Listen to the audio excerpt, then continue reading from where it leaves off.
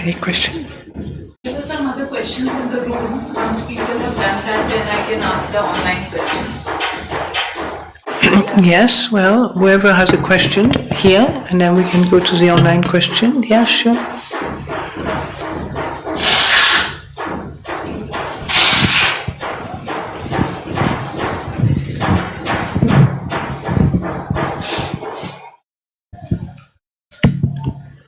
The question is, can interest in music be a hindrance?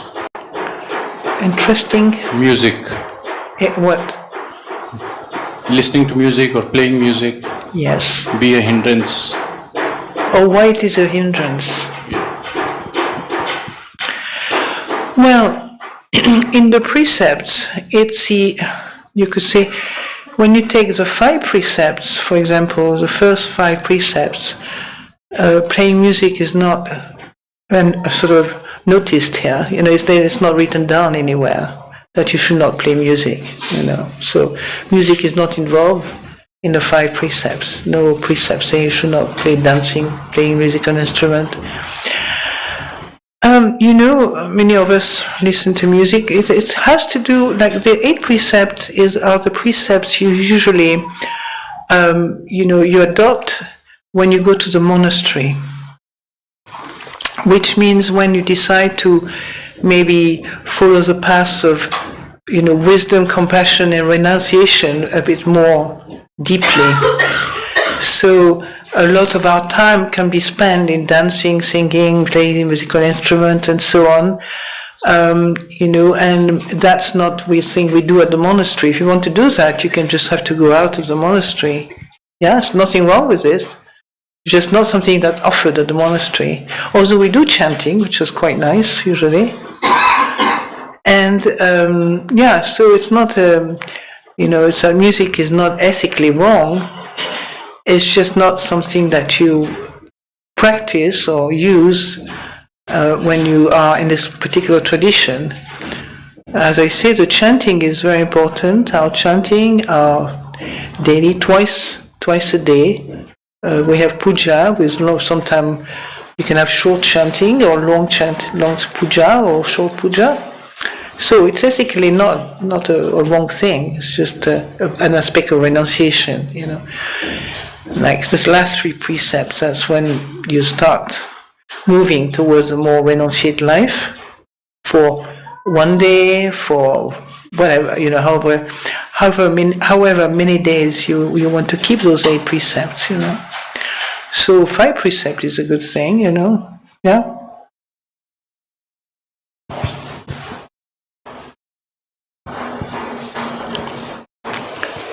We have to give a bit of space for Mr. Dar to translate, who has... You have time, there's no rush. आपका प्रश्न था क्या music सुनना एक hindrance हो सकता है? तो आचार्य जी ने बताया कि 5 प्रिसेप्ट जो लेते हैं उसका पार्ट म्यूजिक वाला बात नहीं है।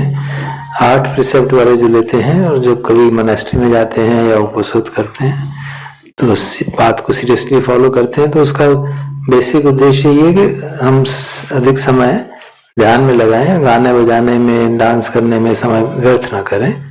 तो उस सेंस में 8 प्रिसेप्ट में म्यूजिक इस्तेमाल नहीं किया जाता। ये म्यूजिक वगैरह का छोड़ना एक तरह से निष्क्रमण की बात है। वो कोई एक दिन के लिए करे, कोई ज्यादा दिन के लिए करे, जितने समय के लिए करे। लेकिन हाँ, हर मोनास्ट्री में सुबह शाम चैंटिंग होती है, पूजा होती है 2 बार, तो वो भी chanting can be sometimes it may look like a music, but it is not meant to उसका उद्देश्य धर्म संवेग जगाना है, जो गीत गाने में नहीं माना जाता।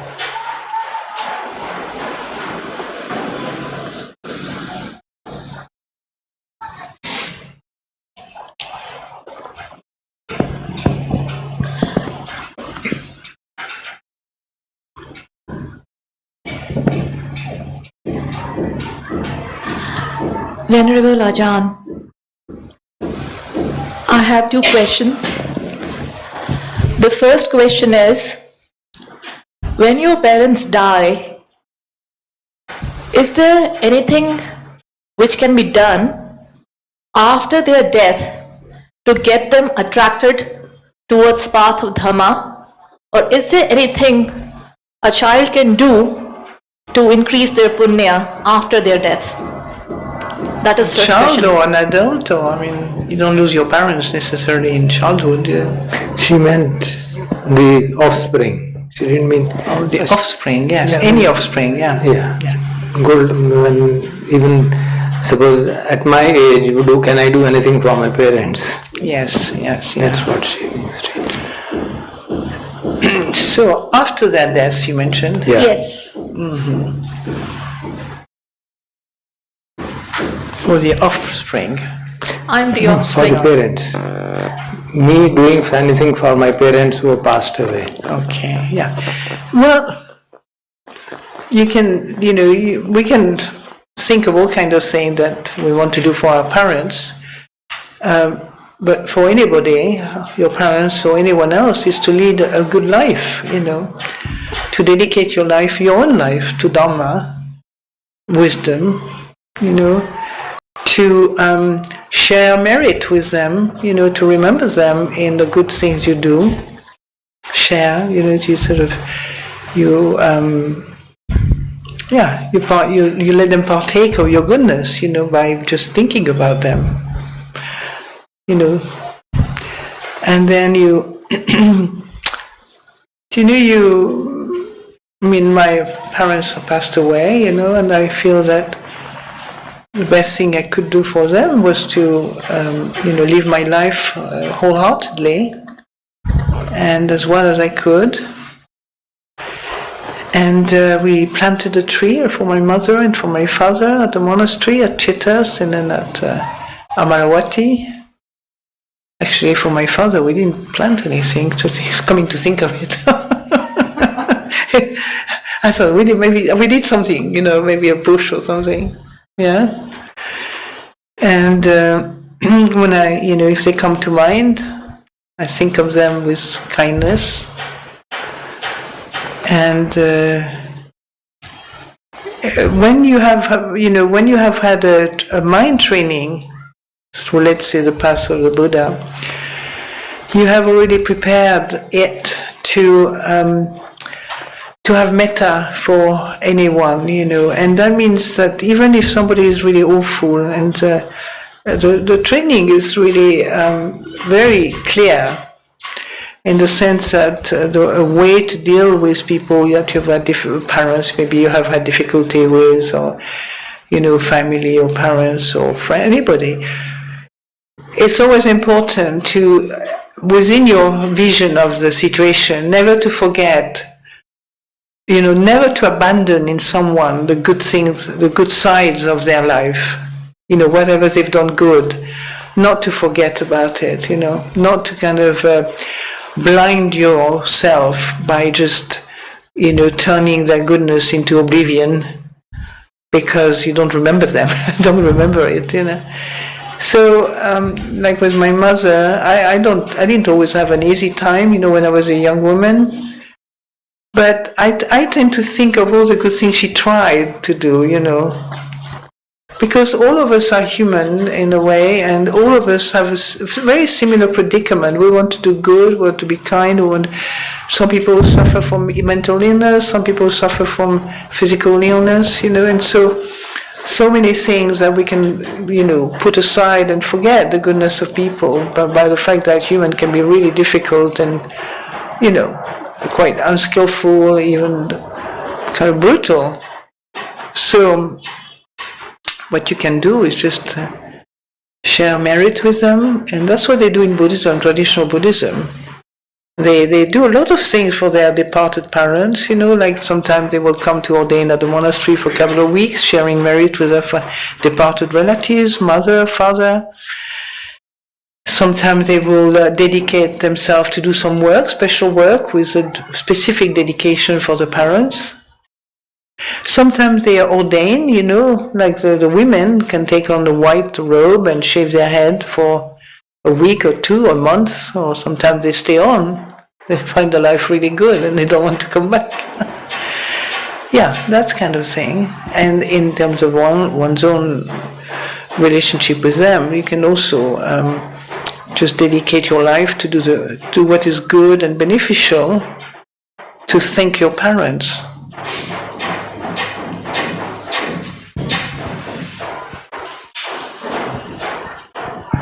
आपका प्रश्न था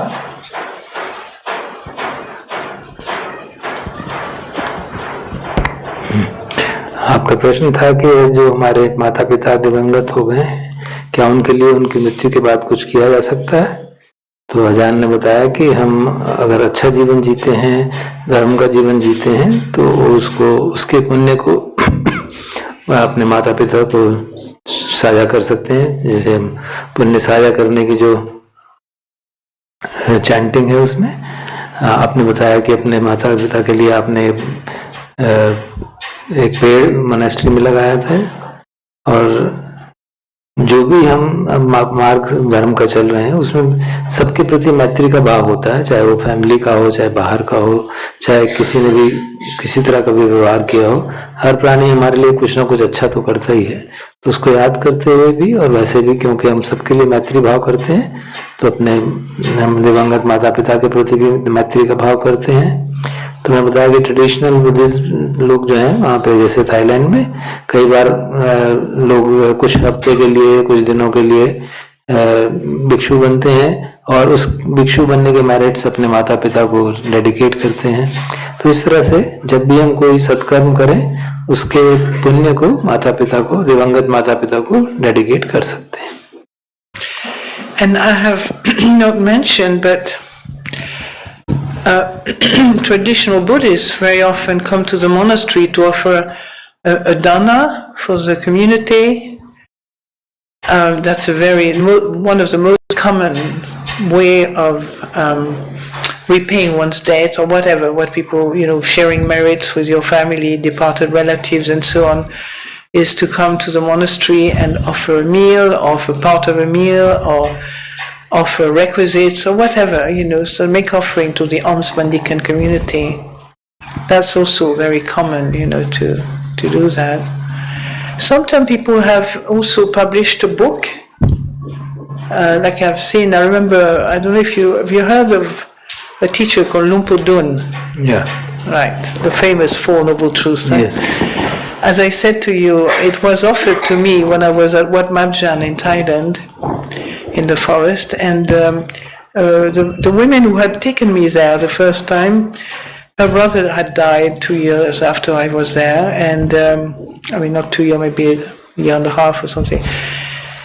And she went to his funeral, and she brought back to me the book that had been published, possibly by her family, to in honor of the departed relative, her brother. And that's how I got to know the Four Noble Truths, this famous teaching of the mind that goes out. That's why, because I was, she helped me I was kind of translating Thai into English, I remember.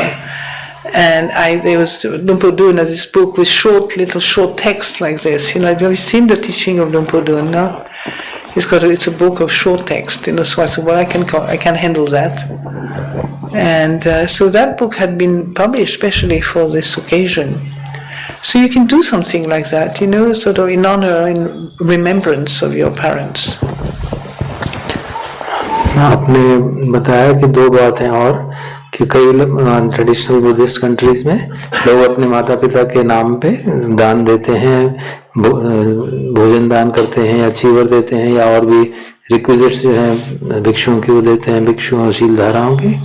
कुछ जगह पे किताबें छापी जाती हैं, किताब छापने का खर्चा है वो करते हैं, और अपने अजान का या मशहूर टीचर्स का, और वो डेडिकेट करते हैं उसके मेरिट को अपने डिपार्टेड रिलेटिव्स के लिए, जो दिवंगत अपने सगे संबंधी हों उनके नाम पे उसके मेरिट को शेयर करते हैं। The second question, Ajahn, that I had is related to the practice. I find it's relatively easy to practice anatta when you're dealing with involuntary movements of the body, like peristalsis of the gut or beating of the heart, because you can actually feel that you are not the doer. But when it comes to the voluntary movements of the body, like fluttering of an eyelid or walking, you still get that feeling of doer. How do I practice anatma or non-self during the day-to-day activities when I feel I'm moving my hands, I'm moving my limbs?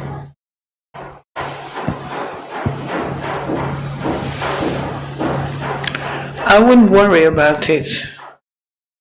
You know, this for me, I just don't function like that. You understand? So I can only give you, the way I look at it.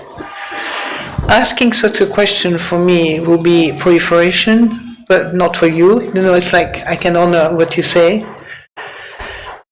For me, it will be unnecessary to see anatta, in that way.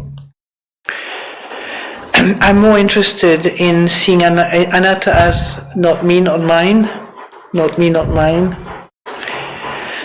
So whether my body does involuntary movement or that or not, whether that is anatta, that the whole thing is anatta. So anatta simply, I like the idea of the way the Buddha presents it as well, being not me, not mine. So you can see that in dreams or in sleep and so on, your body can move, the Buddha can do all kind of things, but it's still the mind moving in a way. You're asleep, but still it's directed by the mind. Yeah. I see more. I tend to look at anatta as this mantra, like not me, not mine. And then at some point, I repeat that often, that my experience of anatta was really simply to notice that I can't control my life. I can't control my body, It's like when the body, sometimes you get sick, and then you realize that for a long time you think you have control over your sickness, and if you do the right thing, you won't be sick and so on. But at some point you realize it's anatta in the sense that once an organ can't function, you're sick. No matter what you do, it just can't function. You can't repair it through thinking about it.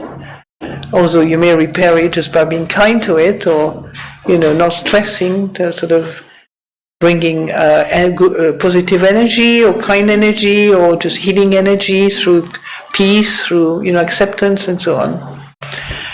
Yeah, that makes sense?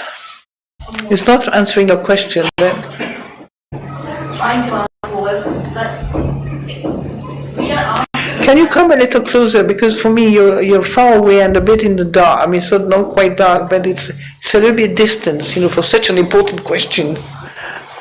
Important for me, anyways.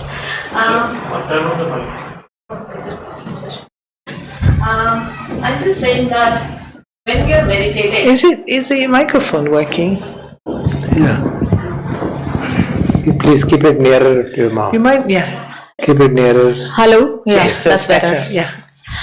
I'm just saying that when we practice anatta, either in practical life or when we sit down on the cushion, I'm not talking of anatta, when we actually practice every moment, present moment awareness, when we're sitting down on a cushion or when we are walking, we are told to examine these three parts of the teaching, dukkha, anicca and anatta.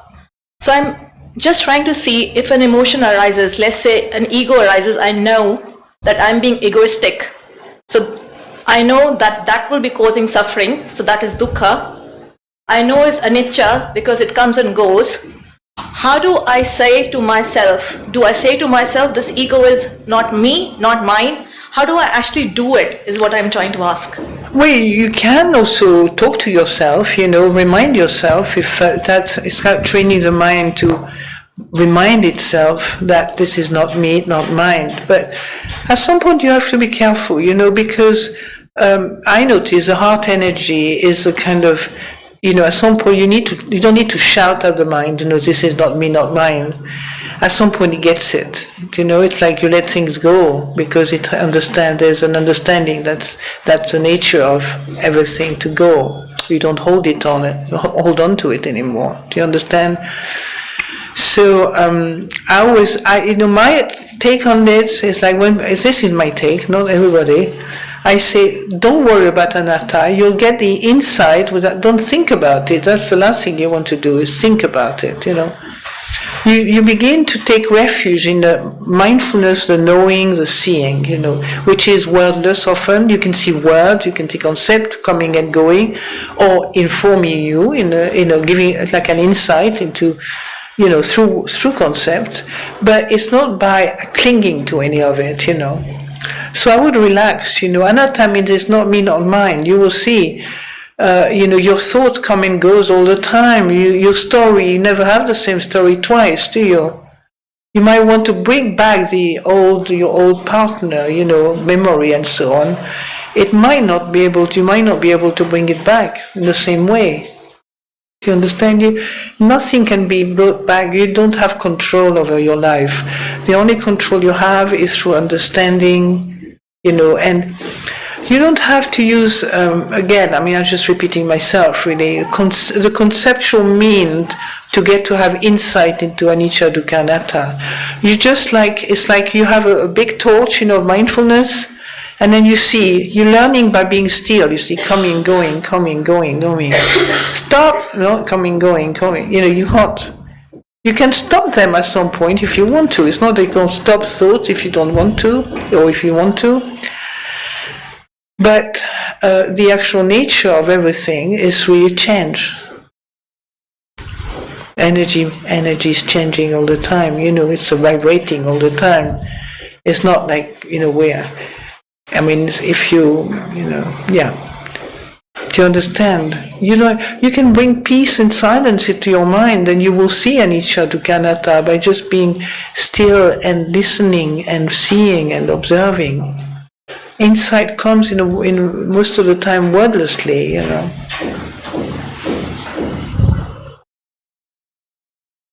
You remember this book that was going around? I don't know if any of you have had. It's like drawings and colors and so on. And when you look at it, it looks like something like just square and this. And then as you come closer and closer, you get a picture in 3 dimensions. Yeah, you had it in India too. So it's a bit like this in a way. Have you seen this book? You remember? So it's a fascinating book, because at first it's just like geometrical drawings. And then people say, you look at it for a while, look at it. And then suddenly a 3-dimension drawings kind of shoots out of the page like this. So that makes me think of insight, do you know? Yeah?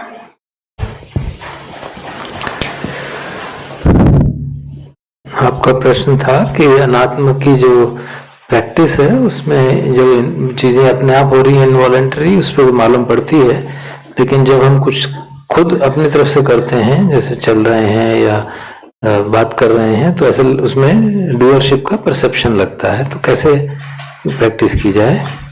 तो आजान ने बताया कि ये उनके हिसाब से question उनके paradigm में अननेसेसरी है, क्योंकि हमको अनत्ता का जो भाव है वो आजान कहती हैं कि इस समझ से आता है कि मैं हमारा कंट्रोल नहीं है हमारे जीवन पे, हमारे शरीर पे, और इस हिसाब से कि जिस पे चीज पे हमारा कंट्रोल नहीं है तो उसको हम अपना नहीं कह सकते.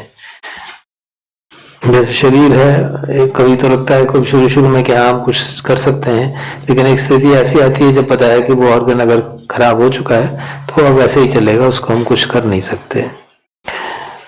उसके एक्सप्लेनेशन फिर उन्होंने मांगी, तो फिर उन्होंने कहा क्वेश्चन में कि जैसे हम साधना कर रहे हैं और अनित्य है, अनुभव होता है कि जो भी मान लीजिए ईगो अराइज होती है तो मालूम पड़ता है कि ये दुख है, मालूम पड़ता है कि ये अनित्य है क्योंकि बदन समाप्त हो जाता है, लेकिन मैं कैसे कहूँ कि ईगो मैं नहीं हूँ? तो क्या मुझे उसको अपने को याद दिलाना चाहिए? तो आजान ने कहा यू कैन रिमाइंड योरसेल्फ, अपने को याद दिलाना इच्छा सकते हैं, लेकिन उनका विचार है कि मुख्य बात यह है कि हम सती में, माइंडफुलनेस में रिफ्यूज रखें. जैसे विचार हमारे आते हैं जाते हैं, हमारे पर कोई उनको ऊपर कंट्रोल नहीं है, तो और जब मन शांत होता है तो स्वतः ही इंसाइट डेवलप हो जाती है. उन्होंने उदाहरण दिया उन ऑप्टिकल इल्यूजन्स का जिसमें पिक्चर्स बनी होती हैं और उनको अगर एक पर्टिकुलर एंगल से देखे पर्सपेक्टिव से तो उसमें कुछ 3D ड्राइंग्स आती हैं या एक ही पिक्चर में दो चीजें नजर आती हैं। तो उसका उदाहरण देके कहा कि जो देखने का नजरिया बदल जाता है तो फिर इनसाइट डेवलप होती है।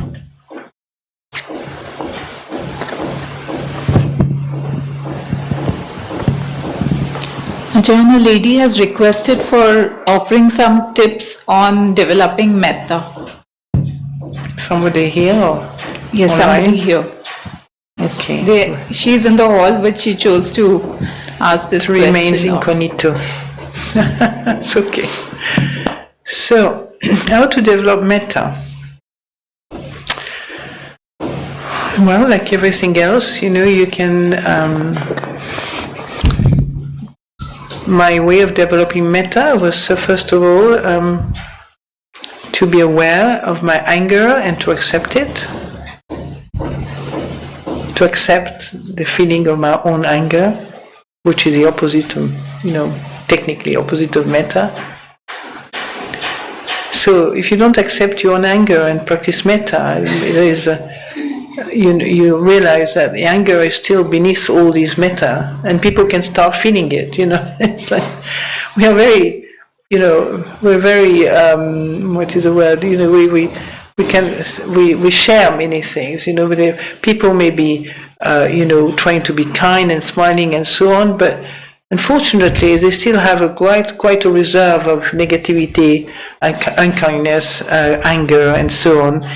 And you feel that even more than what they say or the smile they put out, So it's not like, I see more anatta in the sense that people don't do this because they're trying to control something, It's just their conditioning is such that they think that's going to improve something, it's going to make it better. Do you understand? It's like a goodwill thinking that it's going to make it better. And also because we have to survive in this world and live with people, and sometimes we haven't got yet all the, maybe we're still having a lot of unconscious anger and unconscious negativity, critical mind, a lot of unconscious kind of jealousy and envy, all kind of things, really miserable states that have not been liberated yet or seen. Once they are seen, they're less dangerous, They are less treacherous. Once you become conscious, let's say, of your jealousy or envy, it's there. Don't make a big deal about it, but you don't have to hide away or feel embarrassed. So, in that sense, it's sort of not so. Its tendency to act out is decreased because of that. Or to lash out at somebody else because you feel jealous or you feel envious. You just know this is what's happening, right? And for metta, you can develop metta simply by, using words of loving kindness. We have several chants on metta. You can reflect, for example, on the benefit of metta. I think the reflection on metta is quite important.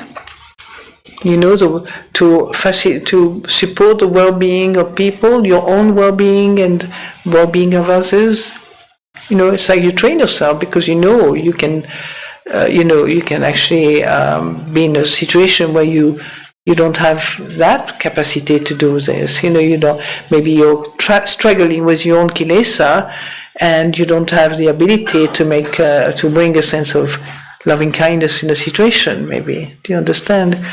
So we have chants, may I abide in well-being, in freedom from affliction, in freedom from hostility, in freedom from ill will, in freedom from hostility, and may I maintain well-being in myself, right? May everyone abide in well-being, in freedom from hostility, in freedom from ill will, in freedom from anxiety, and may they maintain well-being in themselves. So, these words, really can touch the heart. If you're an averse type, you can't stand it after a while. If you're an averse, still you haven't kind of moved out of your averse kind of tendencies. God, don't give me that stuff, it's not my thing for me. All this kind of wishy-washy, pinkish, kind of, fluffy stuff. not me. You know, something really gutsy, something that really has sense, meaning, not that all that love stuff. I've been through this big time myself, so I know it, and I was glad my teacher had been through this as well, you know, so that was really, you felt really at home, you know, if somebody, like I remember one of the American teachers, I remember reading an article about what the practice she was doing in Burma, and I never, you know, I mean, my critical had gone down, you know, my critical mind had kind of decreased by then. And so I appreciate what others do differently from me, you know, from me. So that was easier to accept other people's sort of way of doing things. And I remember she was doing in Burma this incredible practice, you know, a long list of people you send metta to the west, to the south, to the north, to the east, to the west, southwest, the northeast, and so, you know, always like a huge long list. Some of you know about it, don't you? And I say, I'll be driven absolutely nuts if I had to do this. My patience will be tested to its limit, you know. But if you can do it, why? I mean, Kinanayon, you know, pure and simple. She used to make me laugh so much when I was reading it, you know, because she says something so immediate. You know, she used to say something like, you know, you can read it in the book. She said, you tell people to do anapanasati, okay, just mindfulness of the breath. Within 5 minutes, they're exploding with, like, can't do it, you know. But they spend the whole day, okay, regurgitating in their mind the most horrendous thoughts, feelings, moods, stories, negative, all kind of horrible way of thinking without any qualms. No problem, you know, you think, miserable, I'm terrible, I'm this, I'm bad, I'm think, you know, so the thought, very negative thought, very angry thought, very averse thought, and so on. That you can do for 24 hours without any problem. But mindfulness of breathing, just simple in-breath, out-breath, in-breath, out-breath, 3 of them and already you say, I've had enough. Even if you still continue, you know, you still continue because the teacher said you must continue. But if you're on your own, you probably go and do something else, you know. Because we don't have that kind of patience. But look at the bad habit we have. Gossiping about somebody, or, you know, treating somebody badly, or, you know, thinking miserable thoughts endlessly about oneself, feeling hopeless and carry on the scenario and go on sort of technicolor. All this kind of thing we can do without any qualms. Is that the right pronunciation in India? Qualms? You understand? Because I always have trouble with this word, you know. People repeat after me because they don't understand. So, you know what I mean. And this is the way, that's why the Buddha, out of compassion, gave us a training, because we're not that great as making our world happy, our mind happy, and the cultivating the states that are really strengthening the heart in harmony, you know, supporting the Noble Eightfold Path, yeah, the Sila Samadhi Panya, the Noble Eightfold Path. And you know, lack of remorse and so on, all this is very positive. Yeah. So with metta, you know, it's like just bringing thoughts of loving kindness. In the morning when you get up, you can do a little meditation. You know, if you're a meditator, you know, you can just have to sit quietly, you know, and you can make a short list. You don't have to make 20, 40, 50 people, because just the thought of this could get you back into bed. If you're not careful, you understand? So, you know, just a simple, you know, your teacher. I mean, you start with people that really, and I mean, India, I don't know about here in the West, but in India, I'm sure you've got great love for your teachers in general, you know. When you hear about all these gurus and something, they seem to adore them, you know, until, of course, something happened. So, you know, you can sit quietly, and then you It's almost after a while, that's a gift you can give to life. Do you understand? Thoughts of metta. I mean, it's a cheap gift, isn't it? You don't have to pay anything for it. Okay, it's free, and you give it free. It's just to bring that kind of radiance of the mind into the world. Radiance of metta. So if you're a meditator already, you know about anapanasati and all that, you don't have to, well, you can see the whole traditional theme, be well, be happy. Then I give metta meditation, quite very regularly, so you can start with the traditional thing, your teacher, and then your parents, and then yourself, first of all. That's one thing I find it difficult at the beginning when I was at Chithurst, because in a Christian culture, even though I wasn't brought up as a Christian, as I said before, I think, still you tend to think of the other is more important than you. That's why you get lost, because you can forget yourself. You can live and be a real pain in the neck for other people because you're not really taking care of yourself. As a human being in its own right. This mind-body doesn't, it's not ours. It's still another person. You happen to be inhabiting it for a while, But also it needs that kind of attention because it's even more treacherous than anybody else. It's so close to us. So you start, with this kind of little sort of few people, your partner, your brothers and sisters, your family, your relatives. You can do it then with the, your friends and so on. And then sometimes we add somebody called the enemy. So the enemy is the one that's given in your life. It could be just last week you had maybe somebody that really, really made your life difficult. Try to push you out of your job, try to steal your partner, try to constantly hassle you for this or that, impossible person. Then you can sort of start moving towards a bit of metta for this person. Because my experience in life is that I have noticed that most of the time when people are happy, they're not really nasty. They can't be happy and nasty. Do you understand? When they are not kind or not really friendly, or most often they have themselves, they're not feeling very well themselves. Do you understand?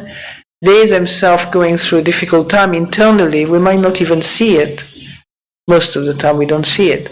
But they're going through some really difficult patches, in life, and they don't have much space to be kind to other people, do you know? Maybe I'll let. I will continue in a minute after Mr. Da translated.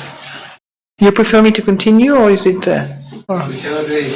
Okay, well I continue a little bit more then. And so the more you become attuned to metta, the more you become familiar with the benefits of metta, the more you love it. You love being loving. You love being caring. There's something about these states of mind which feels very good. With wisdom, Ajahn Chah, I think I've quoted Ajahn Chah already about that, when he said, too much metta produces baby. Too much love, basically. You have to be moderate, and with wisdom, with the Asubha practice, probably, that might be helpful, to counterbalance, Because by the time you have metta, you just love everybody.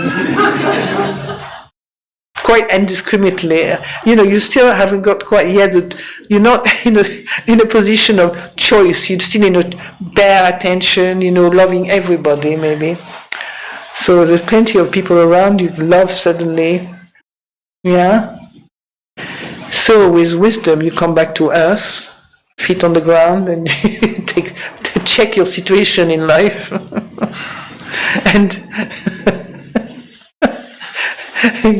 Great kind of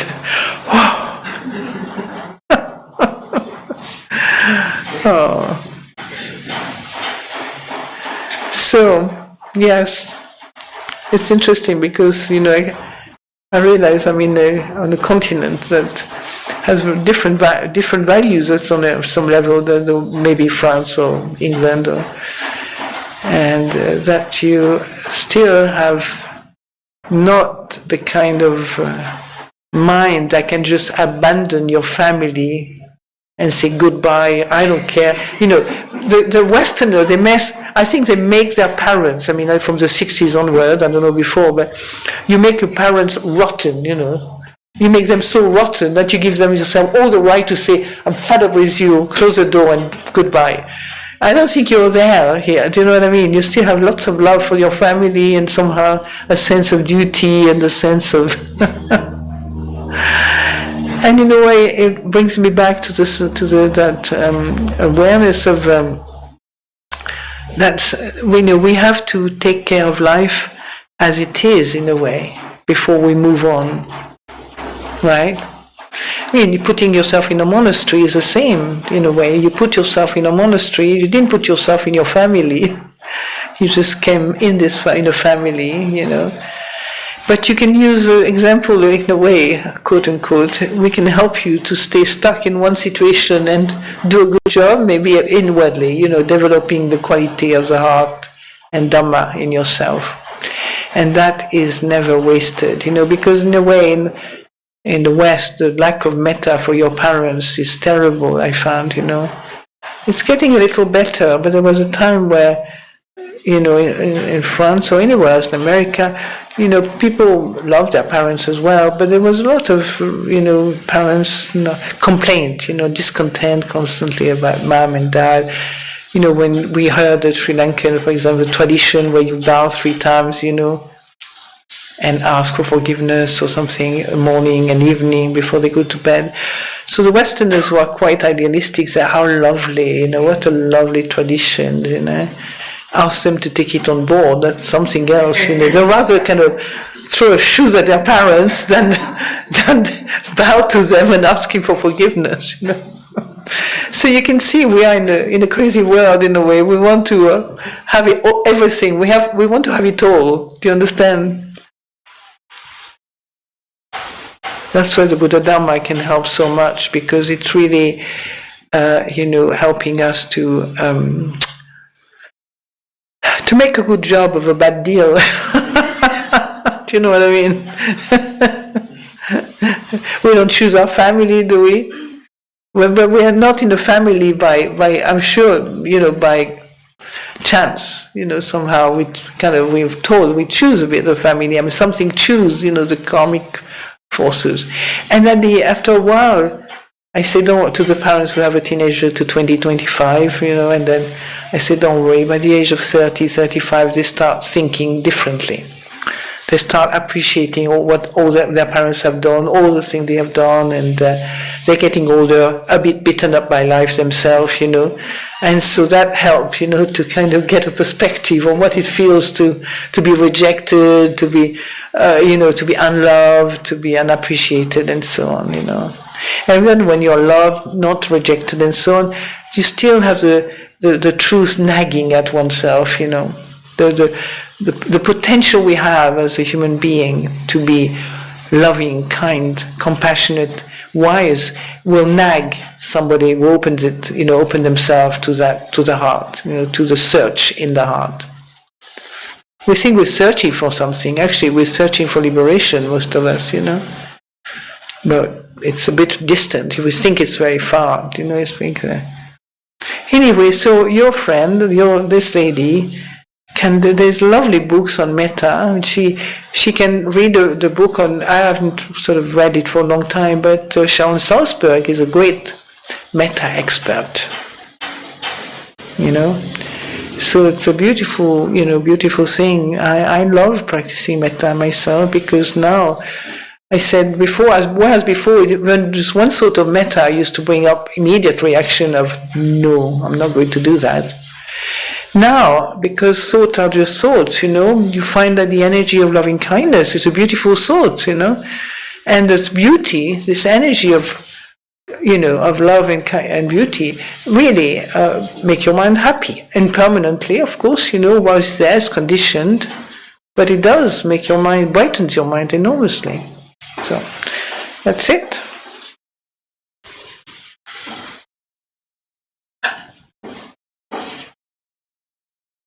जो प्रश्न था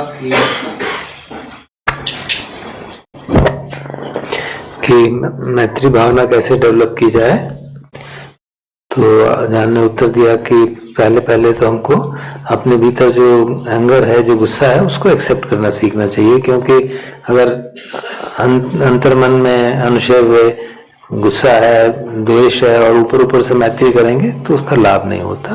तो इसलिए पहले अपने मन की स्थिति को एक्सेप्ट करना चाहिए कि हमारे मन में अनकॉन्शियस लेवल पे ईर्ष्या है, द्वेष है, और उनको जब हम उस तरह से देख लेते हैं तो उसका असर जो है ना वो हम पे कम हो जाता है, तो फिर मैत्री का कुछ सिग्निफिकेंस रहता है।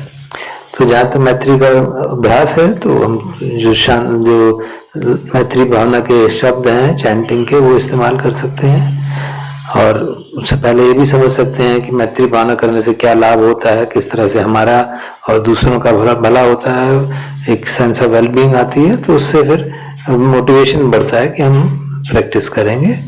और विभिन्न तरह के चैंटिंग करते हैं, जैसे आज सुबह हमने की थी अहम अवेरो होमी वगैरह जो बोला था, तो मैं सुखी रहूं, सभी सुखी रहें, निरोग रहें, निर्वैर बने, तो ये सब चैंटिंग जब हम इस तरह से ओपन हार्ट से करते हैं तो हमारे दिल को छू जाते हैं, और जैसे वो दिल को छूते हैं तो फिर वो सचमुच में उनका हमारे मानस पे तो असर अच्छा पड़ता ही है।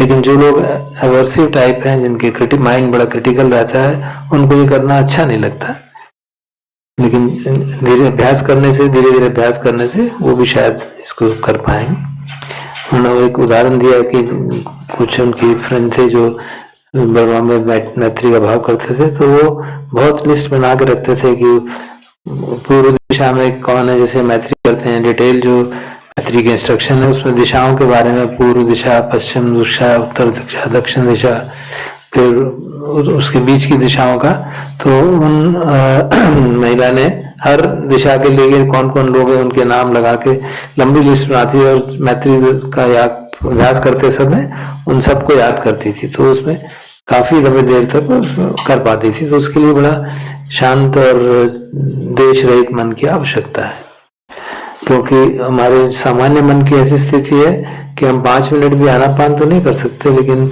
दूसरे की अगर चुगली करनी हो, निंदा करनी हो, तो उसमें घंटों बिगा सकते हैं। तो ऐसे मन से लेके मैत्री करना थोड़ा मुश्किल हो जाता है। तो मैत्री जब करते हैं तो एक सीक्वेंस में करना चाहिए, जैसे सबसे पहले हम अपने को मैत्री दें, फिर टीचर्स को या माता पिता को या जो भी हमारे प्रिय हैं, भाई बंधु हैं, और फिर जो न्यूट्रल हैं, और अंततः उनको जिसको एनिमी कहा जा सकता है, उन लोगों को जिन्होंने हमको किसी कारण से परेशान किया हो। और उसको मैत्री करने से पहले ये समझना चाहिए कि जो भी आदमी हमको परेशान कर रहा है या he is trying to be nasty, वो तभी होता है जब उसके मन में सुख ना हो। अगर कोई प्राणी सुखी है तो वो कभी दूसरे का बुरा नहीं चाहता। तो इसलिए जो भी हमको परेशान, जिसको हमको लगता है ये हमें परेशान करता है, उसका कारण यह है कि वो भी अंदर से दुखी है। तो इस कारण से उसके अंदर दया का, सद्भावना का कोई मेंटल स्पेस नहीं है। तो ये बात समझ के फिर हमें उसके प्रति मैत्री का भाव कर सकते हैं, क्योंकि जितना हम शुरू में दिक्कत हो सकती है, लेकिन जितना हम अभ्यास करते जाते हैं चित्त हमारा प्रफुल्लित होता जाता है, और जैसे चित्त कुशल होता जाता है तो मैत्री हम और अच्छी तरह भी कर पाते हैं। उन्होंने एक बात और भी कही कि मैत्री जो है वो प्रज्ञा के साथ होनी चाहिए। अगर प्रज्ञा ना हो तो एक उचित रूप नहीं लेती, वो एक सेंटिमेंटलिटी का रूप ले लेती है। तो इसलिए मैत्री का जो है प्रज्ञा के साथ होनी चाहिए। और उदाहरण के तौर पे बता रही थी कि जैसे हम मैत्री देते हैं तो माता पिता को बात देते हैं, सामान्य जो हमारी इंस्ट्रक्शन है, जो डिटेल इंस्ट्रक्शन है, उसमें पहले अपने को, फिर टीचर को, फिर माता पिता को, फिर रिश्तेदारों को। तो कई बार उन्होंने बताया कि वेस्ट में माता पिता के प्रति जो एटीट्यूड ऐसा हो गया है कि अवर्सिव एटीट्यूड होता है, द्वेषात्मक एटीट्यूड होता है, तो उनको माता पिता को मैत्री देने में दिक्कत होती है। जबकि उनकी आशा है कि भारत में शायद ऐसा इतना अभी तक नहीं हुआ है। तो जो अभ्यास के लिए वो कहते हैं कि हमको जो धर्म मिला है, जो धर्म का बीज है हमारे में, जो हम साधना करते हैं, उसका मुख्य उद्देश्य है कि हम अपने जीवन को किस तरह से ठीक से चला सके, और मैत्री भावना भी उस डायरेक्शन में, क्योंकि हमारे अच्छे सद्गुण जो है हार्ट के, वो डेवलप करती है। माता पिता के बारे में आप कह रही थी कि हमको उनके कृतज्ञता की भाव रखेंगे तो शायद वो हो पाएगा। और ये सब समझना चाहिए कि ये जो माता पिता मिलते हैं वो रैंडमली नहीं होता, वो हमारे कार्मिक फोर्सेस के कारण ही होता है। तो काफी हद तक तो हम ही अपने माता पिता चूज करते हैं, क्योंकि हमारे जैसे हम करते हैं कम योनि, तो उस तरह से हमको समझना चाहिए। और बता रहे थे कि जैसे जो यंग लोग होते हैं उनको कई बार माता पिता के प्रति कंप्लेंट्स रहती हैं, लेकिन जब वो खुद बड़े हो जाते हैं, माता पिता बनते हैं, तो तब जाकर उनको समझ में आता है और शायद वो एटीट्यूड बदलने की संभावना रहती है। तो उन्होंने बताया कि कुछ अच्छी किताबें मैत्री के ऊपर शैरन सेल्सबर्ग की लिखी हुई हैं, वो पढ़ सकते हैं, उनसे भी आगे मैत्री करने का, अभ्यास करने का एक गाइडेंस मिल सकती है। उन्होंने अपनी बात कहते हुए कहा कि शुरू शुरू में तो मैत्री करना मुश्किल होता था, लेकिन अब सचमुच में बहुत अच्छा लगता है, क्योंकि चित्त की जो स्थिति बदलती रहती है उसके हिसाब से मैत्री का अभ्यास करना और सुगम हो जाता है। The last question. So I think after we spoke in so much detail about one of the paramita, metta, the next question is how to develop all the 10 paramitas in day-to-day life.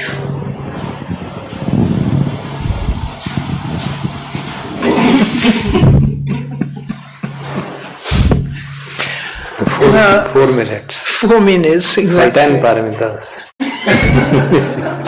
This lady probably doesn't know. It ends at 5. Well, I think if it was me and we had only such a short time, I would say that I will study them. I will study. I look at the words. If we don't understand, we go to the dictionary. And it's pretty obvious. I mean, maybe because I know the teachings, but you know, has anybody got the 10 paramitas with them? I mean, you know, you have dana, metta, sila, nekama, vayama. I mean, panya, kanti, Satcha. And then renunciation. Nikama, we did that, yeah. Adhikthana. Satcha, yeah, that's right. Adhitthana. Upekha. And upekha, yeah. So you can see that we have 10 paramitas. I would suggest to the person, since we don't have a lot of time to really, usually even when we have an evening talk on the paramita, we might do a few, you know, like 1 or 2 at a time. So if it's a good question, but if she has the possibility of getting a book on the paramita in Hindi, and maybe Goenkaji has a book on 10 paramitas, and she could read that and start reflecting herself on how she can develop them, you know. And they are, in a way, they have, you know, they have an effect. Each paramita has an effect on the others, you know. So if you're kinder, you're less selfish, you can renounce more. If you're ethical, you know, you have more metta, and you can be more equanimous, maybe, when people are not nasty. Yes, lots of many paramitas covered, even just with one paramita developed, you know. Generosity, and you're not so mean, and you're not so you know, preoccupied with yourself and constantly me first, you know. And then you have virya, you know, for example, which is effort and energy. Nothing happens without making the mind strong, you know, and energizing the mind, energizing the body. You need energy to practice the path, you know, to practice inequality internally, mental quality, you know, emotional quality, mental quality. you need a lot of wakefulness, and so that requires energy. It doesn't happen by itself. At some point you realize how important this aspect of virya is. And then, you have something adhitthana, determination, for example. Determination is a very, without, people used to say, well, it's all very well to start a monastery, but if you don't have the determination to keep it going, it will fall apart very quickly. So we think, oh, that would be good to really be more patient, Then the next day you've forgotten all about it. So the determination is like you can write it down on a piece of paper, adhitthana, I determine to be more patient in my life. I determine to listen more carefully to my mind. I determine to be less grabby and less selfish, or less impatient, that kind of thing, adhitthana.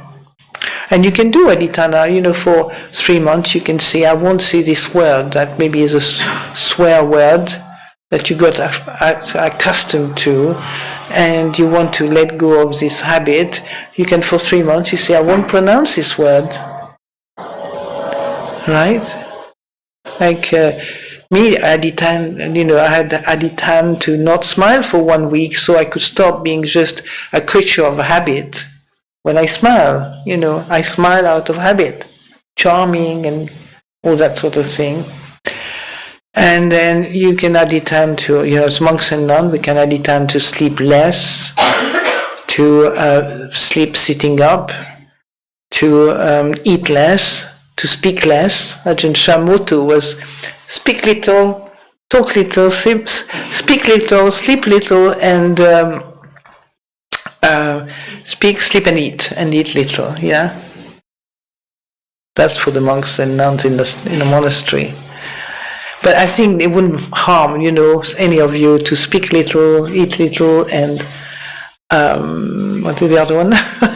Sleep little. Yeah, no, sleep, eat, and speak. That's right. Eat, sleep, and speak. So it's easy to remember if you repeat them a few times.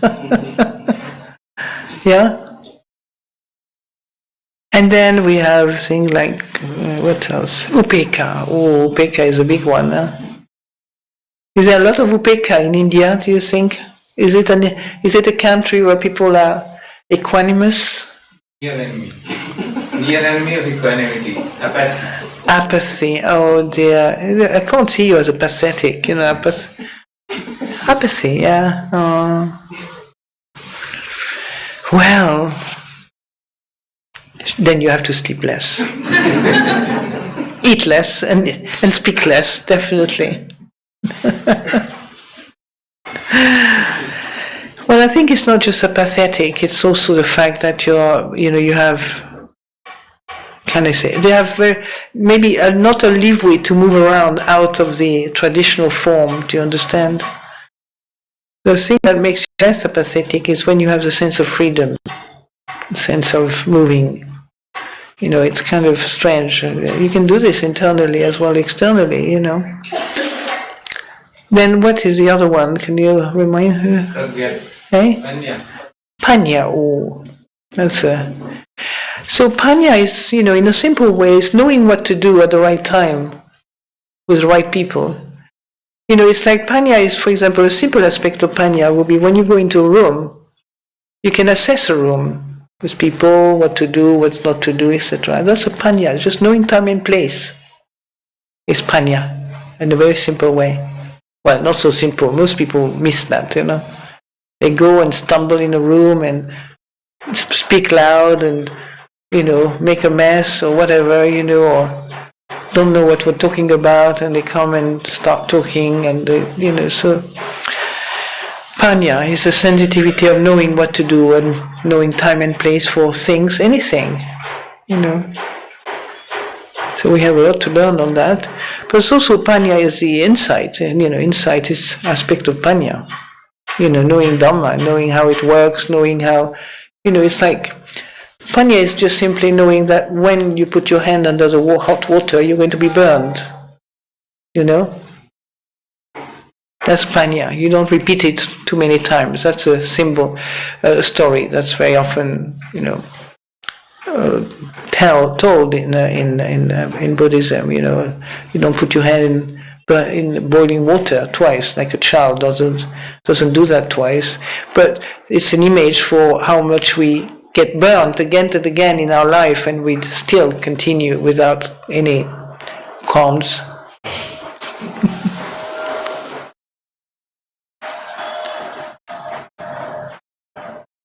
What else is another one? Upeka. Oh, they're all fantastically important, Kanti, I must have had I don't know. When I remember coming to the monastery, I was at the stage when I said, I didn't have a great, agenda. I think I knew myself well enough, and I had a sense that I said, if by the end of my life I'm a little bit more patient, I would have done very well. Of course, things have moved on since then. My agenda is going to stretch its goal, a bit further away. But, there's something that all of us love patience at some level. When we see somebody patient, it's very beautiful, isn't it? I think I love patience myself. When I saw it, I felt it was something, a quality I wanted to have.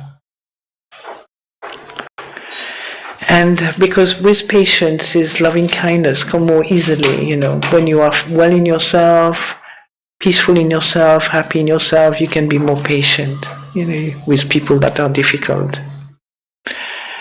And patience is you learn. I've learned everything. Myself, the way I learn is like through its opposite. When I see my impatience, then I study my impatience clearly, and I realize it's really a lot of dukkha. So dukkha is really my reference point. When there's dukkha, there's also the end of dukkha. There's a cause and the end and the past, continuing to further this abandoning of dukkha. You keep abandoning dukkha. But you have to see it as dukkha first, because most people see dukkha as a problem. You see? There's something wrong with me, or something wrong with the other, or something wrong with life, something wrong with my job, etc., etc. We go easily into that kind of way of thinking, which may be correct as well. It's incorrect, but so patience, yeah, we're impatient, aren't we? I've never spoken so much, in a week. So, patience. Who wants to be patient here? Who loves to be? Who is patient? Who considers themselves patient? Wow, there's a lot of work to do, eh?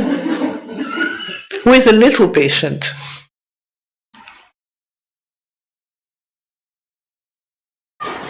Who is a tiny bit patient? Right? 1, 2. A tiny bit. Well, that's better than nothing, isn't it?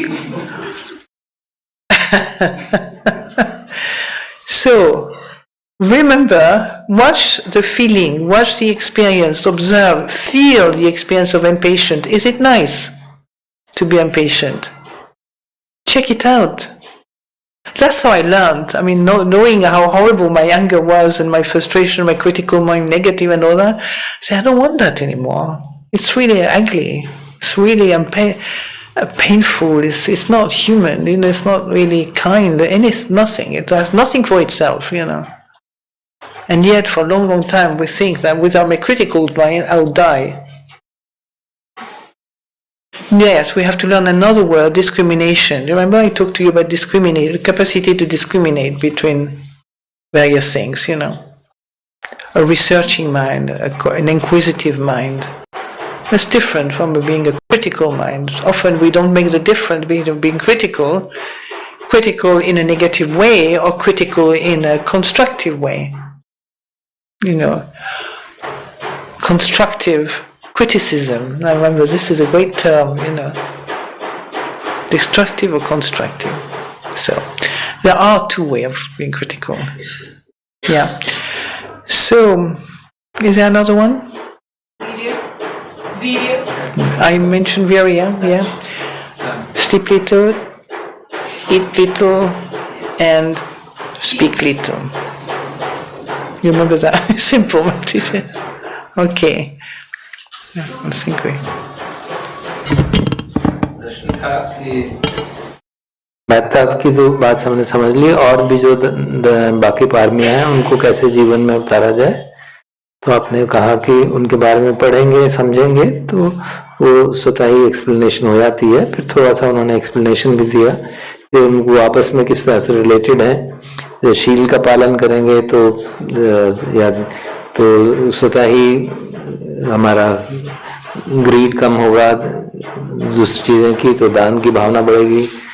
निष्क्रमण का और दान में भी आपस में related समझाया, क्योंकि दान करते हैं तो कुछ हद तक निष्क्रमण होता है, और कुछ भी काम करने के लिए हमको वीर्य की आवश्यकता है, तो वीर्य भी चाहिए। और उसके लिए वीर्य और अधिष्ठान को जोड़ के बताया कि कोई भी काम करना है वीर्य होगा तब ये अधिष्ठान कर सकते हैं, और अधिष्ठान करते हैं कि जो हमारी आदतें हैं जो हमको दुख देती हैं उन आदतों से कैसे हम छूटा जा सके। तो जैसे बताया कि थोड़े थोड़े समय के लिए अधिष्ठान करके क्या इस इतने समय तक, एक हफ्ते तक, एक महीने तक मैं ये नहीं करूंगा, ये करूंगी, तो इस तरह से हम अधिष्ठान के पारमी को पुष्ट करते हैं। फिर उपेक्षा की पारमी की बात हुई, इक्वानिमिटी। तो आपने पूछा कि क्या यहाँ पे उपेक्षा है भारत में, लगता है उनको। तो हमने कहा कि उपेक्षा का जो नियर एनिमी है वो अपैथी ज्यादा रहती है, क्योंकि लोग ठीक से उसको समझते नहीं है। तो आपने कहा कि वो शायद इस कारण से है कि इतनी फ्रीडम नहीं है या कंट्रोल की दिक्कत है क्यों सिस्टम के अंदर, तो इसलिए वो शायद ऐसा होगा। दैट वो आपका विचार था इस बारे में। फिर प्रज्ञा की बात हुई कि उन्होंने बड़े सहज भाव से समझाया कि प्रज्ञा का एक तो सामान्य जीवन की प्रज्ञा है कि हम सब कुछ तरतीब से करें, सामान्य अपने कमरे में जा रहे हैं तो इस व्यवहार ऐसा ना हो, उसको तारतम्य से रखें, समाज के रखें, संभल के रखें, ताकि समय की वेस्ट ना हो। और दूसरा बताया जो मुख्य प्रज्ञा का आयाम है जो हमारे चित्त को शुद्ध करता है, कि हम अपने अनुभव से सीखें कि कोई गलती बार बार ना करें। उन्होंने कहा कि जैसे समझाया जाता है उदाहरण के लिए, don't put your hand in boiling water twice, तो मतलब वही गलती बार बार ना करें, अपनी गलतियों से सीखें, तो उससे प्रज्ञा का पुष्टि होती है। फिर खांति की बात आई कि भाई खांति जो है पेशेंस एक बहुत महत्वपूर्ण हमारी क्वालिटी है। और उन्होंने बताया कि जब मैं शुरू में नन बनी थी तो मैंने यही सोचा था कि अगर मैं जीवन में आगे बढ़ के और पेशेंट हो जाऊं तो शायद मैं समझूं कि मैंने कुछ उपलब्ध किया है। तो वैसे वो बता रही थी कि और भी कई बाकी चीजें भी उपलब्ध हुई हैं। तो जो खांति है वही उसी के आधार पे फिर मेहता का भाव भी बनता है, उनका आपस में रिलेशनशिप समझाया आपने। और बताया कि अगर हम ध्यान से ऑब्जर्व करें कि इम्पेशंस जो है वो कितना हमको दुख देती है, तो उससे उसके कारण हमको इम्पेशंस को छोड़ने का, अबेंडन करने का मोटिवेशन बनता है। तो इस तरह से अगर हम ध्यान से ऑब्जर्व करेंगे तो जो उसकी जो अपोजिट क्वालिटीज होती हैं उनको देखेंगे, उनके दुष्प्रभाव को देखेंगे, तो जो पॉजिटिव क्वालिटी है वो हमको इनकलकेट करने में सहूलियत होती है। फिर संक्षेप में आपने बताया। I would like to add something very important, is that on our website of Amaravati, we have books, many talks, and one of the books of Ajahn Sumedho is actually called Paramita. So for this lady, I think it would be very, very useful to read this book, because here we're finishing the afternoon, it's not really possible to answer to all her questions. But because it's important for her, I think she could read that book, because it will maybe enlighten her on what these, what this paramita are. Yeah. आपने एक और चीज बताई कि अमरावती की website पे जो कई पुस्तकें और प्रवचन उपलब्ध हैं, उसमें अजान सुचितो की पुस्तक है पारमिता नाम से, तो उसमें और डिटेल विवरण है। तो जो प्रश्न करता है वो उस पुस्तक को पढ़ सकते हैं, उससे और डिटेल में ये बात समझी जा सकती है। Okay, has anybody here written any books on paramita? No?